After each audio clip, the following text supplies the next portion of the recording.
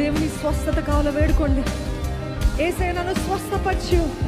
నన్ను ఎన్ని సంవత్సరాలు నేను ప్రయత్నిస్తున్నా, నా జీవితంలో ఉద్యోగం లేదు ప్రభా, ఓటమే ప్రభా, ఫెయిలియరే.